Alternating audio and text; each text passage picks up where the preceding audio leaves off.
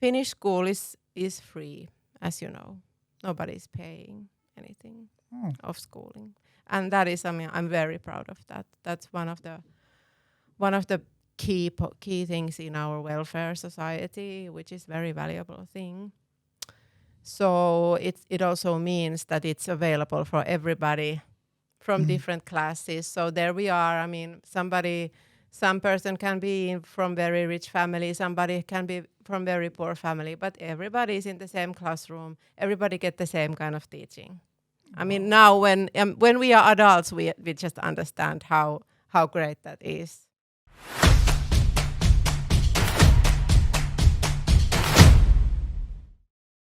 Hello, everybody. I am here with Aamu, who's a creative writing expert and a musician and a singer from Finland. So, welcome to the Will Talks podcast.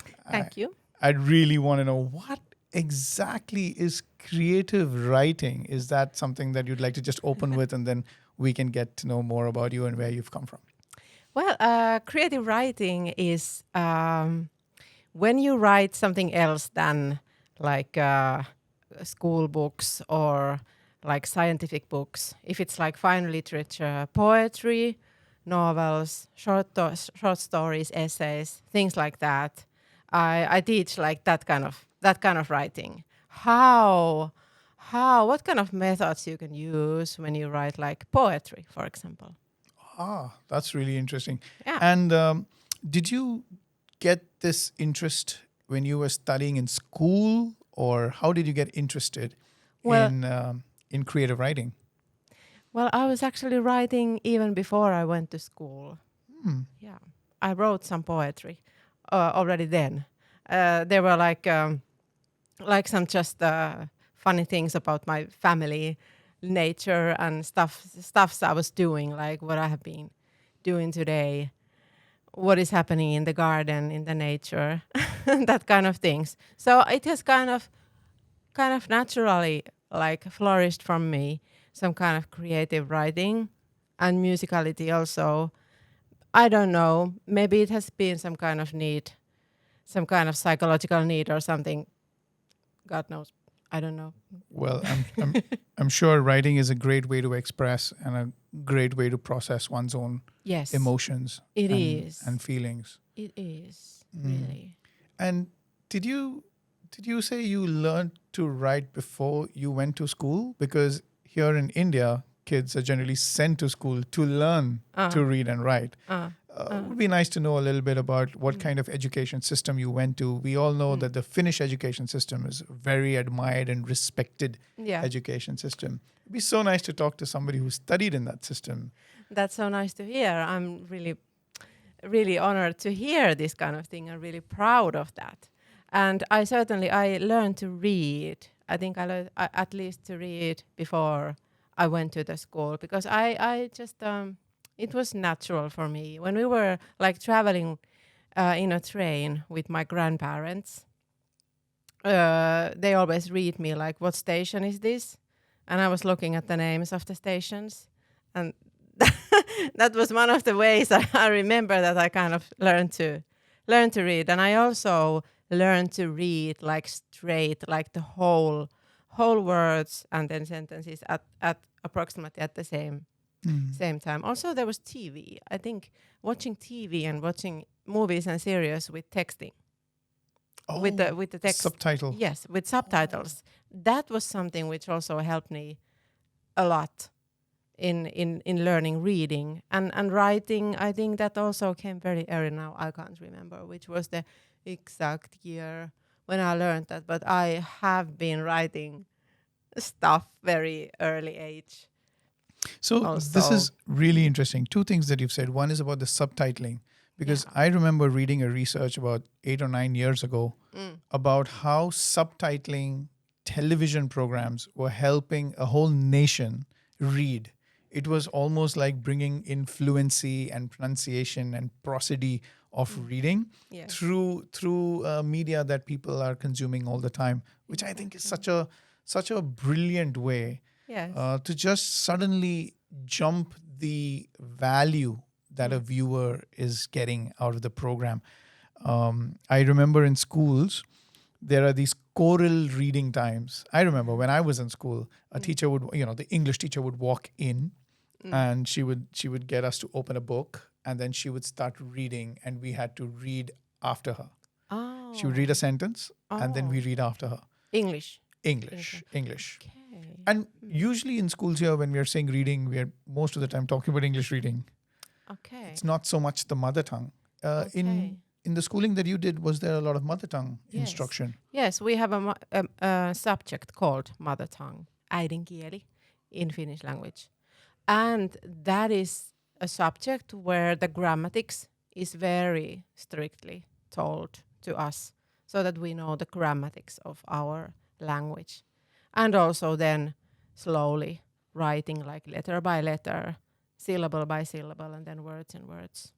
That was also something I learned to write like straight a word like this and this and this. And for me, it was actually more difficult to learn to kind of separate the syllables because that was in then when I went to like this preliminary school.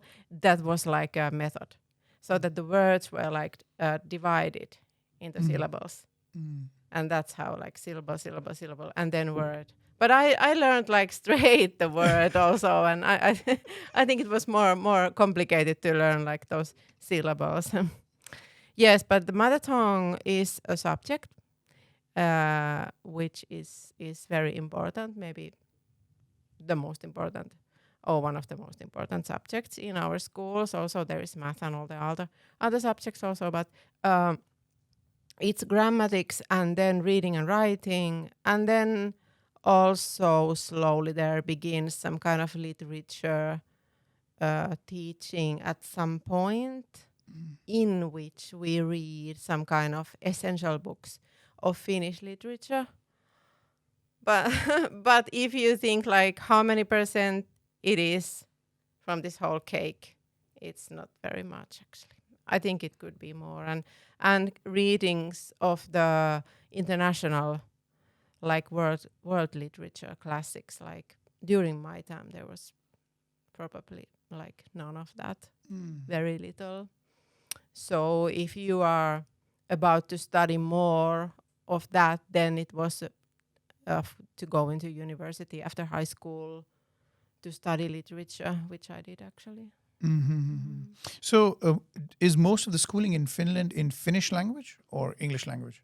Finnish language, but there are schools in multiple language, especially in the capital area in Helsinki. There is German school, there is Russian, there is French, English, many languages. There must be some, like it must have been increased a lot past years because of the all kinds of kind of immigrancy. But yes, but of course the main language is Finnish, and also we have Swedish schools quite a lot also because Swedish is another official language of Finland due to the historical reasons. It's very interesting to know that you say mother tongue is very important because Yes. recently I was in a conference and I heard this amazing speaker who said many governments and many leaders who were had questionable backgrounds, Yeah. if they wanted to eradicate a set of people from a particular community or a particular race or a particular tribe, Yeah. they said the fastest and the easiest and the most permanent way to do that is to kill their language. Oh, of course. And Yes. suddenly it becomes so powerful to know that mother tongue is just not a language, but it's a container of culture, of beliefs, of ancient wisdom, of knowledge, Absolutely. of all these things that have come through. Essential part of identity is Finnish language. And our language is quite interesting. By that means that it has like some very, very old words. Because you know that Finland is isolated country in very north. So our language has been kind of with not so much influence of other languages. There are lots of influences from Swedish and Germany and Russian. Those are the three different languages. And also then we are like a relative language to Hungarian, Okay. for example. Oh. But despite this all, Finnish language is very, very unique. We have words which some researchers, when they have like reconstructed some very, very old, like pre-Christian, all Wow. these times languages, Like Anglo-Saxon, something like like really, that, really old. really old things. There are some words which have like lasted almost in the same form as they were then. You know what? You want to Wow. know a couple of those Yeah, words? absolutely. Yeah. Well, of course, äiti, which is mother in Finnish language. That is like a word you don't really find in any other language in that kind of form. Usually it's mother, ma, or something. You also have like Yes, ma in Hindi we have in ma. Hindi, yes. But we have äiti, which is very different than any other language. And then there is the word kuningas, which is king.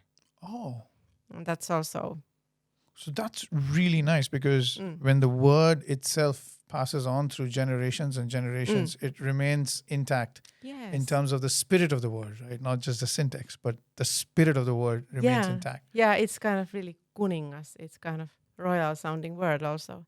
And as you know that we don't have royalty, we Mm. are republic.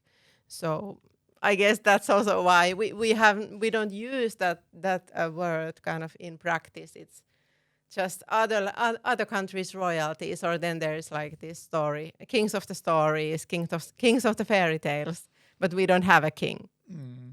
So maybe that's also why it has like stayed in the same form. But yes, I think it's also it is very interesting. Finnish language is very, very unique. And now with the NEP in India, the National Education Policy, the government is actually asking us schools to start teaching in mother tongue. They're trying to bring in that localization and that contextualization. India is a vast country, right?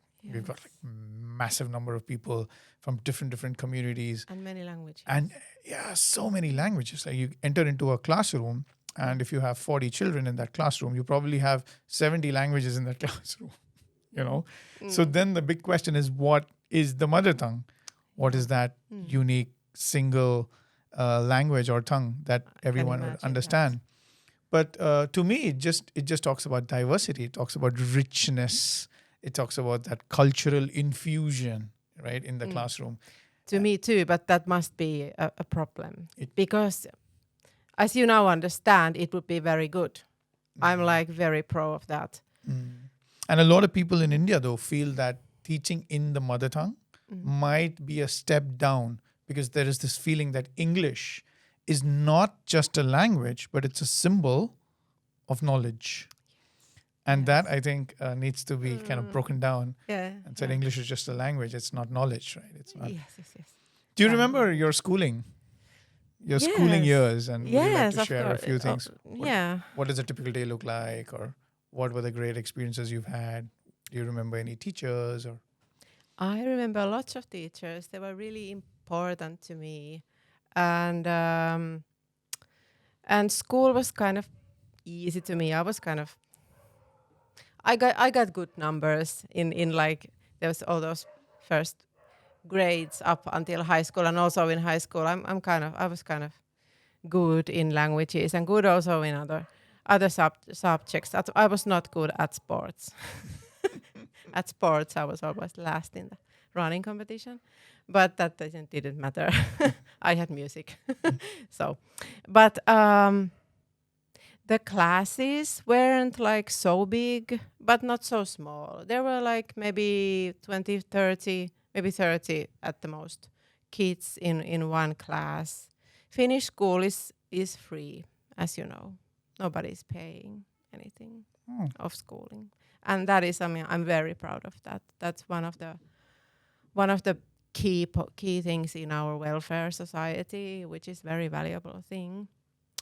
So it also means that it's available for everybody from different classes. So there we are. I mean, some person can be from very rich family, somebody can be from very poor family, but everybody is in the same classroom. Everybody get the same kind of teaching. I mean, now when we are adults, we just understand how great that is. Yeah. Yeah, and at then we were just sitting there like, like normal, normal kids. But I liked to go to school. I had fun time there. I made good friends there. Um, we had like the preliminary school was like up until ninth grade, and then there is like 3 years high school, and then after that people go to universities, vocational schools, universities of applied studies, whatever schools. But my memories are very good. Also, my mother tongue teacher actually said to me in high school that you could go and study like Finnish literature, and then I actually ended up there. Wow. But I also ended up to interrupt interrupt those studies and went to study music. But then I came back. That's a long story. But yeah. Um, my favorite subjects were languages and history, that kind of things, and school was full of good friends, and we also get free meals in schools. That has been from the start Okay. a special Because thing. there's a lot of research which has shown that, nutritional deficiencies have a massive impact on children learning. Yeah. And there's so many of these basic things that we just take for granted in schools, especially in private schools in India. So India has this concept of low-cost private schools where parents pay fees and the school leader or the school management has to run the school for kids with the fee that they get, and they have to manage everything. Yeah. In most of those schools, they don't provide food. Yes. Food is expected to be, got from Brought. home. Yeah. You know. Yeah. And not all kids might actually come to school with a full stomach. And then you start wondering why kids are not paying attention, or why they're getting dizzy, or things like that. There's so many of these enabling factors that one has to take into consideration. Yes.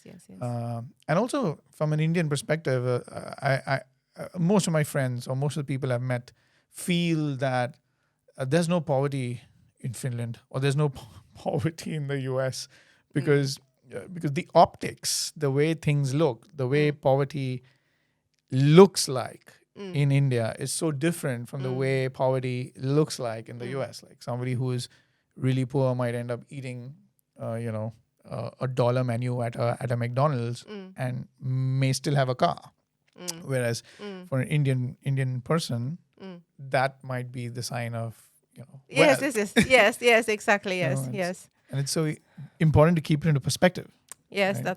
that is true, and yes, in Finland too. I think there are actually some kind of classes, I would say, but they are kind of hidden there. It is we don't say that it's any kind of class society, but of course in every society there are wealthier people, there are poorer people, there is some kind of poverty, but in Finland, like, everybody gets a roof on their heads. That is very like protected thing. I mean, everybody gets it. It's also a very cold country. You don't survive in the streets when there's winter. It's 8 months and it's like horribly cold. But yes, I think it's great. It's great that the school system brings this at least some kind of structure of equality in the schools.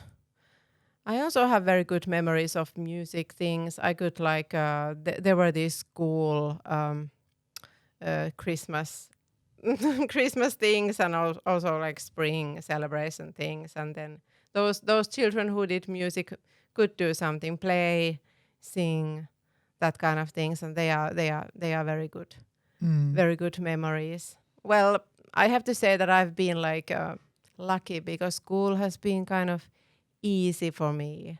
This is wonderful. Yeah, For a student to like say that school was lucky. easy for me. Yeah, Right. it was easy.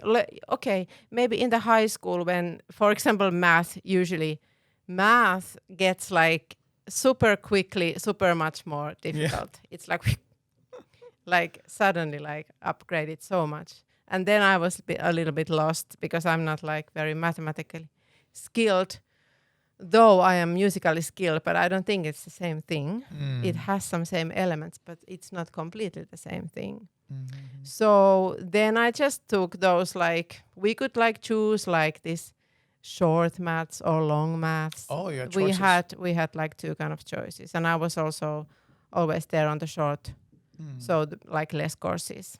We could do some kind of choosing, and now the choosing has gone like further and further. Now there's so much more like options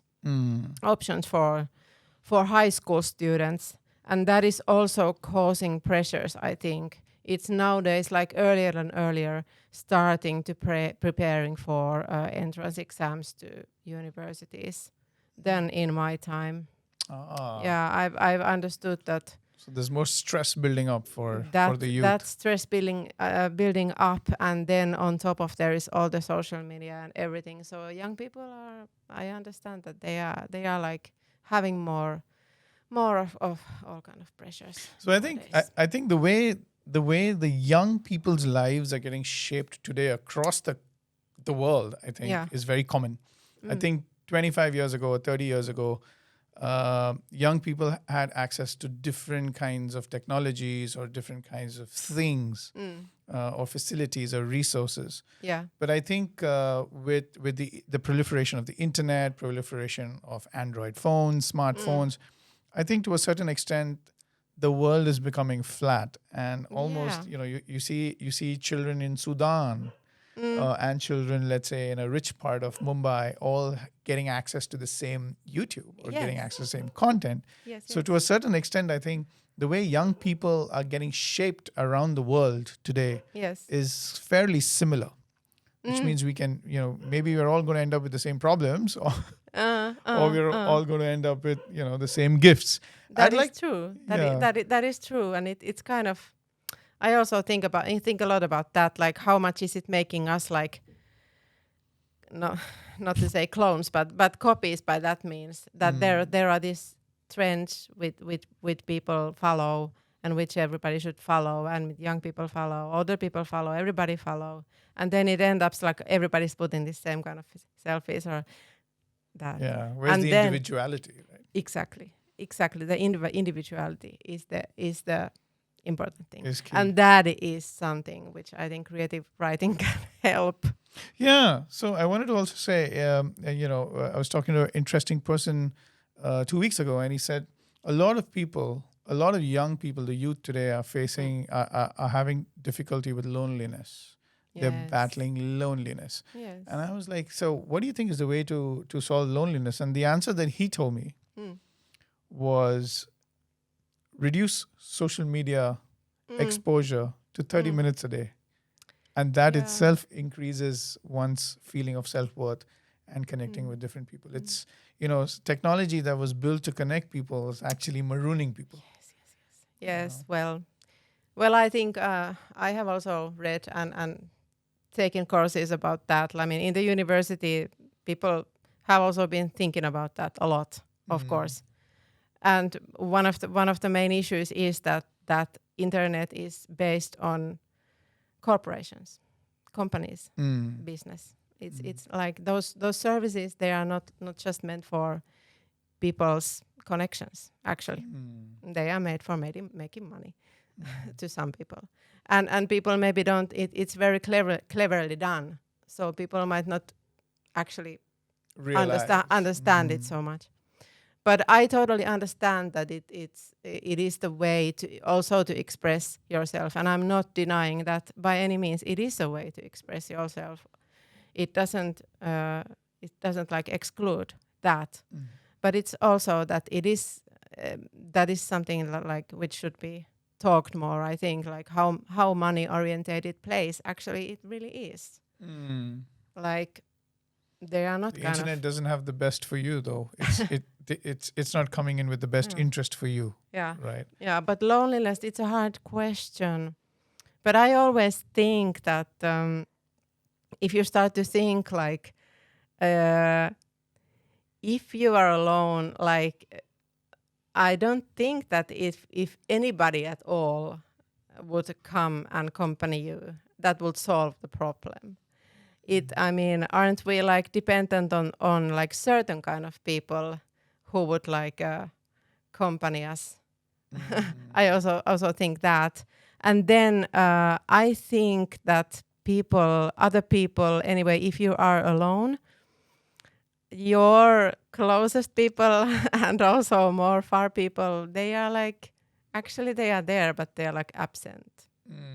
So it's like this negation of being present.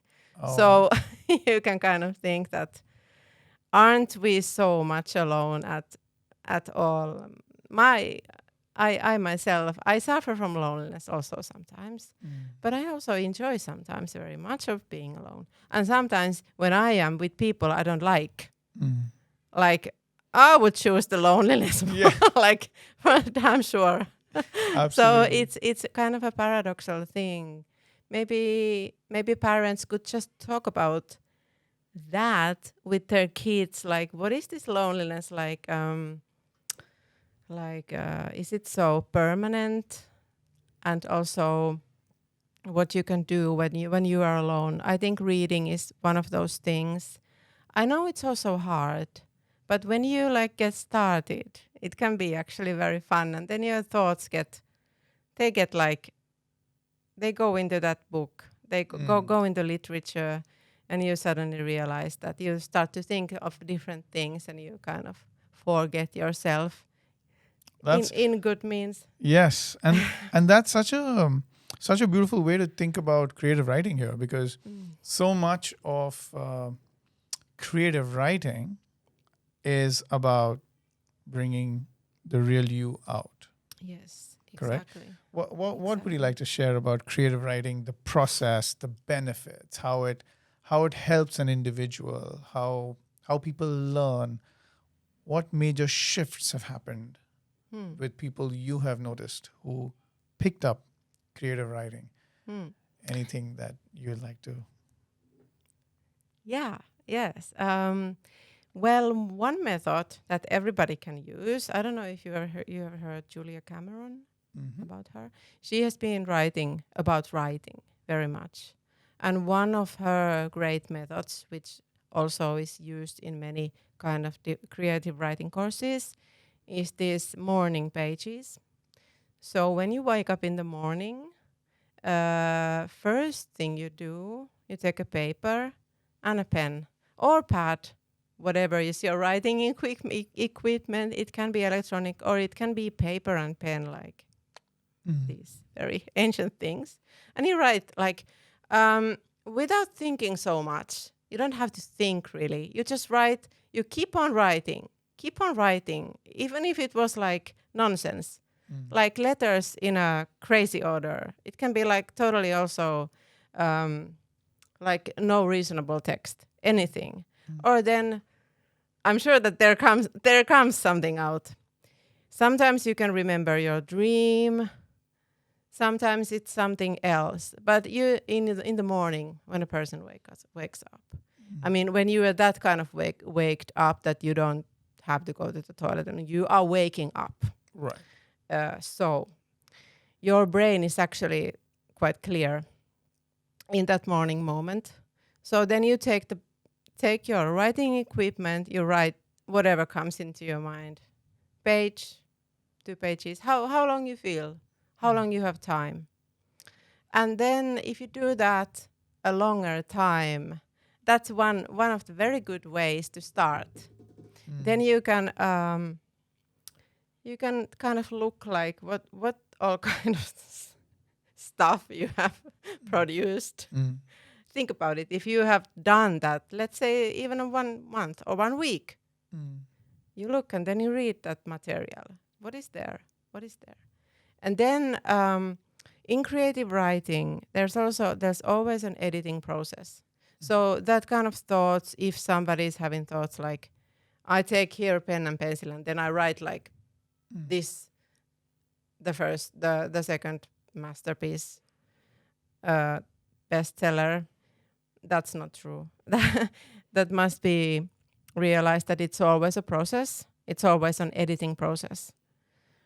So then you can, for example, start by reading your own own material you have used, and if something seems to be interesting, something seems to be nice, then you just pick up and write again something. Then you read that. You write again. You read that. Maybe do again editing. And then at some point, usually something is found. That is something you can do. Or then reading, which is very essential when it comes to writing, like I have said. People read, and I encourage everybody to read. Nowadays, if it is very odd thing to take a book to your hand, you don't want to do that. There are ebooks. You go and listen book if you don't want to read. It's anyhow, I mean, any method, but it has to be a book.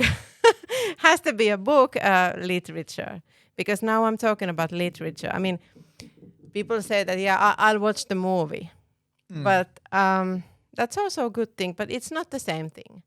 It's not the same thing to watch Anna Karenina, like some Russian classics or whatever, as a movie, or to read it as a book. So I just encourage everybody to take time for reading, and then when you have done that, there is nobody who prevents you of using that material in your own writing too. Like, you can do exercises, like you can go and take a piece from the beginning of the book, from any book, then you continue. Oh, so it's like a starter. Continue, like from there. What comes and what comes and what comes, and something comes. I'm absolutely sure about it. Something comes out. You can also take, let's say, if you have a bookshelf, or you go to library, take 5 books you like. Take all the endings of those 5 books, like 5 different kind of endings of a real book, and then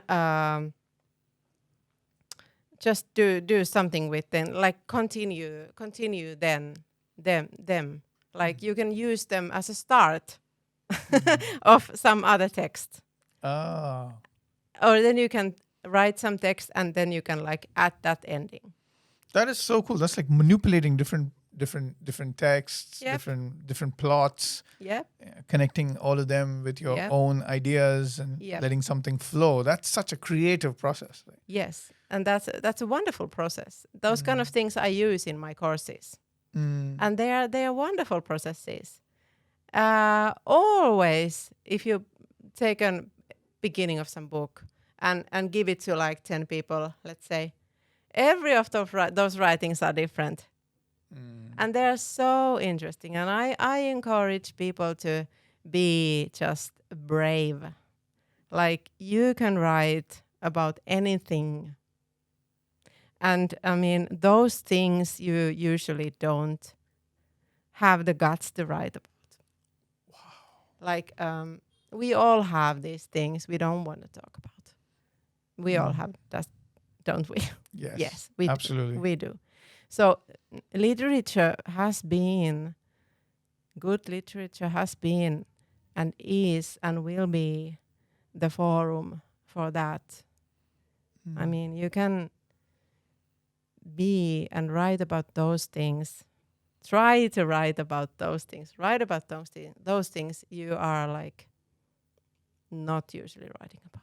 It is one of the hardest things. But I mean, this is also something which happens in my course sometimes. When people do it, then there is something going on. Then there is something interesting going on.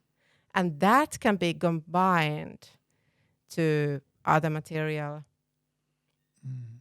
It is this kind of process. And then it's usually that we are like afraid of write about those things we don't want to talk about. I understand. That's how humans are. But in literature, you also must remember that it becomes literature. It changes. It changes to something else. You don't have to worry that you are writing about like some horrible things, for example, or some painful things. It processes it. Actually, when you write about it, when you edit it, when you process it in and use all the every different kind of means of literacy, and also maybe combine it with some other, with your favorite, let's say your favorite poet or your favorite novelist. You can just take, you can steal. Stealing is allowed. It's not forbidden, but it has to be done the way that nobody understands it Yeah. in the last when the text is ready. That is the most important. You're allowed to be inspired. Yeah, Yeah. you are allowed to be inspired. You are allowed to steal in this, especially in the beginning of the writing process, and then when it goes on, then that is the most enjoyable moment when something starts to be there, and then when you really get the good moment, it is the thing when you realize, like, you look at the text and you think, like, have I written this? Like, when it starts to be like something, it kind of finds itself something new. Wow. And how long do you? Yeah. So, what kind of experience have you had with your students? How long did they take to learn to write in a very different way, or is there anything that you'd like to share? Well, usually my courses are like autumn season, starting from September, ending in the beginning of December or last day of November. So what it is? School, syys, lokat, maalis, joulu. Only 3 months or 4 months or something like that. Usually, if a student is good, he or she is doing much work, writing a lot, and then I mean we can edit it together. Like I can read it, and then I can say like, well, this is working good. This is maybe needing something, and then he or she edits, writes again. I mean, if that kind of thing is done during those 3 months, sure, there is something there. There can be a very nice like short story. Really? Yeah, yeah, Wow. it has happened. It Well, has happened, that's and fascinating. then also that can be continued. That can be continued also with another short story or some longer thing. But that has happened in my courses.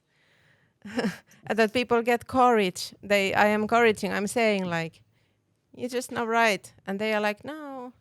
It's and almost like and yeah, they're waiting for permission. It's almost like yeah. And they I'm want just someone to saying tell like, them. come on. I mean, it becomes many times it becomes fiction. Fiction. Then it's not your private things anymore. It's fiction. So don't worry. Yeah. So tell me, when you edit a piece, what are you really editing? What does that mean? Are you just checking the grammar or the spellings, or give me a That little idea on what? that How does an editor look at a piece? that is the most important thing, or one of the most important things is grammatics. If there are like very big mistakes, those have to be corrected. Um, mm, it is kind of, if I had some text here, I could like make Okay. this like a live live thing. Like what would I do? But it has to have a text has to have a certain kind of rhythm also, a certain kind of style, which is not interrupted by a very different kind of style.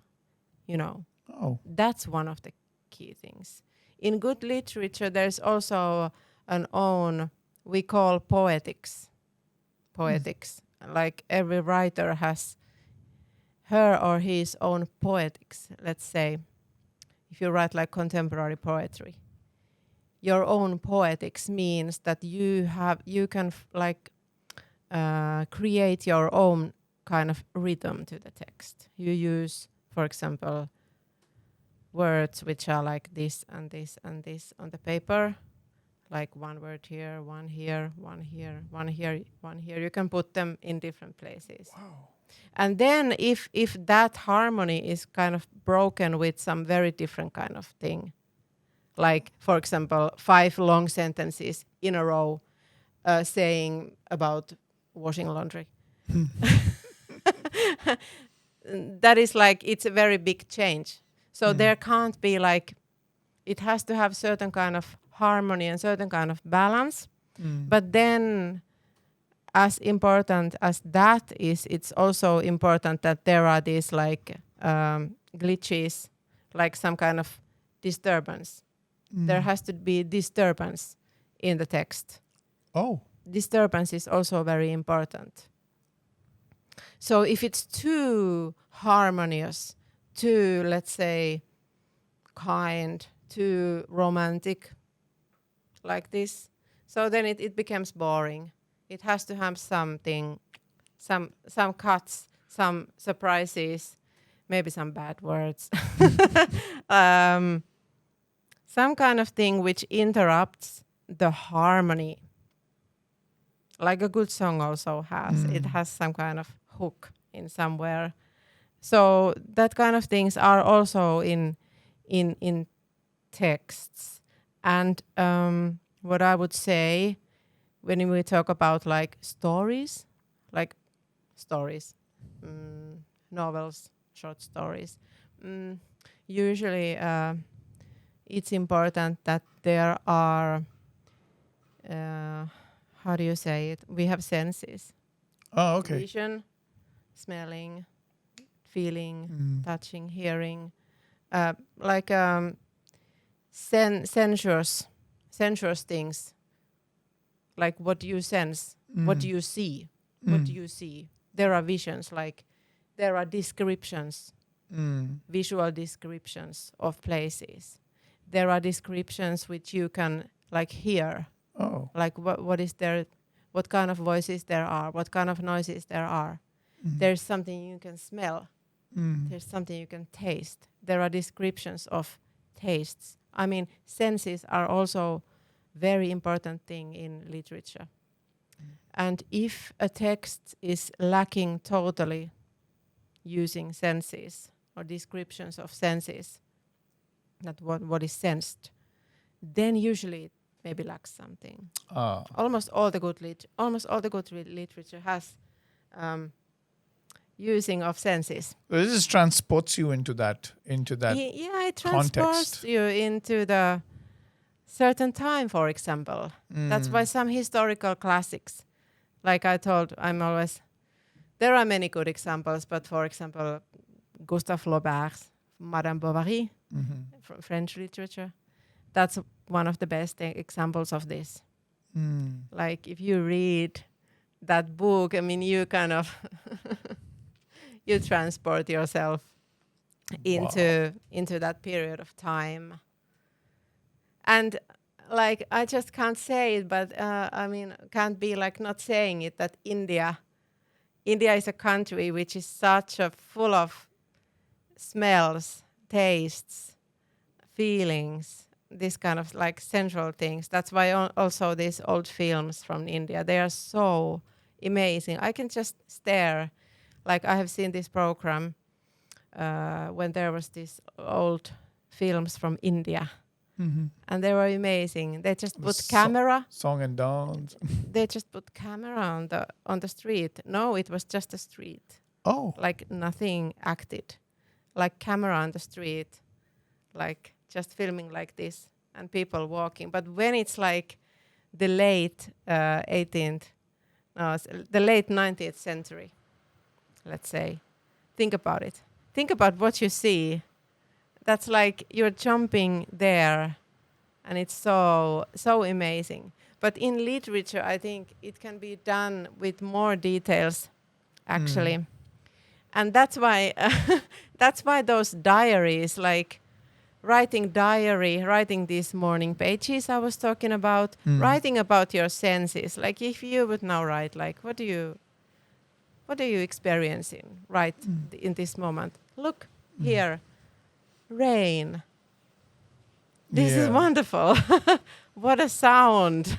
Mm. and these kind of things. And there was this sun, how sun was like turned into this rain. Mm. What happened. This is like amazing. I And think it connects mm, you to the present. huh? It connects you to the present. It It allows you to be one with yes, be one the experience. with the experience, and then for the future generations, Mm. it's a like a magic box, just to be opened to the past. Mm. And Yeah, this can be taught in schools. of course. I mean, I could tell all of these same things if I was teaching writing to children also. I would do all these same things. There has to be senses, but then on top of that, if you ask me like what do I do when I edit, then there has to be opposite of that, which is what? The antagonist or no? Which is the inner things, like Okay. inside the head. You Oh. must describe like what is going inside your head, the thoughts, what is inside here, like those things we can't see, invisible things.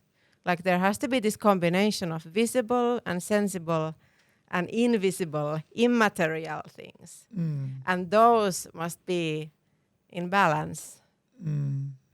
I think kids are just so used to writing in school for an exam Yes. that they just don't feel like why should I write if there is no exam? Yes, I know. But I mean these instructions, these go for everybody. This is for, let's say, for professional writers too. But it's the same thing. I mean, it doesn't change. It's the same thing for everybody. And But I know that they write for exams. That's a different thing. But if there would be a teaching of creative writing in schools, it would be this kind of things. Also, of course, to children, their exercises would be something not very long, like easy ones. But anyway, same kind of idea. it's so surprising to see most people write their biodatas and curriculum vitae, right? Yeah. The CVs always look the same. So it almost, but then when you get a CV that looks very different, most of the time they're creative people. Yeah. They could be writers, they could be designers, they could be, marketing professionals, and they realize that, the way they write really puts them in a very different way to people, Yeah. and most of them want to be experienced the way they want to be experienced. Yeah. And I think to a certain extent with social media, WhatsApp statuses, Facebook, Twitter, with Yeah. captions on Instagram stories. Yes. I think to a certain extent, over the past 4 or 5 years, I think a lot of young children and a lot of young people have realized the absolute benefits and potential to write. Yeah, well, that's good. That's good also. I mean, I think all the writing is good, I think. But also this kind of writing I'm now talking about, that could be like added to all of that. Yeah. I mean, in good books, which tell about nowadays, social media is present. I mean, there are things about social media in those books, but I would say that yeah, it's good to write to social media, but then you could also write something else, because for example, on Instagram there are limits. Like Yeah, word here is limits. the one who has written so long poems that it doesn't fit there. So then the rest of the poem has to be put in the comments. But that can also be done. That's also creative. Yeah, those are places inevitably to creativity. But as I've said, the writing process is long. Mm. It takes time and it takes pages to get good material done. And if you want to write like books, like long things, then it has to be also something else than just writing into social media, because social media is just like Use and throw. short things, Yeah. very much like short things. People can't like read big books like this in the statuses Mm.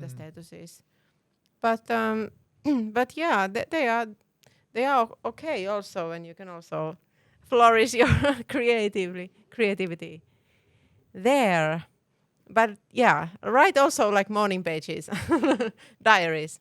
So I think schools. What would you want to tell on a closing note? What would you want to tell a school principal or a bunch of teachers who may want to start inspiring their children to write, Mm. inspiring their children to write inside a school year, Mm. inside a school without Mm. any exam or test, Mm. just getting kids to write? Yeah. Okay. What do you? Any suggestions? Anything you'd like to share with them? Any quick tips?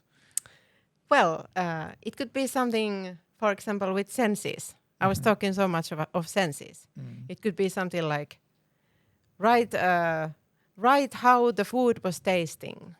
What did you taste? Mm. Or then it can be simply like, now we sit and write, what do we hear? Like all this, we write down. What do we hear? Mm. Or then we can write like, let's take a walk outside 100 meters. Everybody can walk wherever you want to. Then you stop, you take your writing device and write what you see around you. Mm. These kind of things. Or then we can go inside the mind, which was this immaterial part. Then we can go and we can say like, write, what are you thinking right now? It's a hard, it's a hard task. Mm. Or then we can like sit. These are actually these are some kind of exercises which have some influence of meditation, which is your culture. Mm-hmm. Thank you for that. Mm-hmm. You can meditate and just sit silently for 20 minutes or 10 minutes. Doesn't have to be 20. 10 minutes is enough. After that, you write, what are you not thinking right now? Oh. Oh. Yeah. This is so powerful for children. This is so powerful for schools. It's powerful for everybody. Mm. It can be also anybody, but it can be in school. And I think that this kind of thing could relax their minds, possibly bodies too. And then then they can go on with the math and Yeah. exercises. It's such a strong start. Yeah. It's an absolute strong start for the day. Strong, but it's also, I also find it very, I mean, these kind of things people like so much. I do this in my courses. And many times they are Fridays after the week of working. So it's like, clearing your mind, pouring your mind into the paper, getting it out. So it's also relaxing. It's powerful, but it's relaxing. And then those writings, they can be read aloud, but they don't have to be. And that is also something which is important, that I think nobody should be forced to Right. read anything aloud. It can be just for the writer, him or herself. But then they can also be shared. I mean, and that's so beautiful. That's so great. That's always the greatest moments in writing courses. When people share, like we have made some kind of process, let's say like our process. We have write it, edit it, blah, blah, blah, add it, taking away something, like cooking, take away something, put something, some spices, and then we have the results. And then we read them aloud. And they are Wow. very beautiful moments. Fascinating. I think Yeah. I really hope a lot of school leaders and principals and teachers who watch the Will Talks podcast take these ideas back to their classroom and at least have this one period that is not tested, a period where children really just be themselves and be more connected in this world that they are placed in. Connected to themselves also. Their Absolutely. own mind, own body, senses, and the thoughts. And the teacher would have been that person who invites them into such greatness. Yes. You see? And teacher can do do the exercises. Absolutely. And I Yes. think I do those exercises in my classes. it's so elevating and it's so Yeah. brilliant for everybody. So thank you so much, Aamu, for You're being at the welcome. Will Talks podcast today. And I'm really glad that we got to talk about creative writing. And I'm sure sometime in the future we'll talk about your music exploits as well. Yeah. But thanks. today, I think you've really given a gift for teachers Thank you. and school leaders who probably want to instill that love of writing in children. Thank you. Thank you.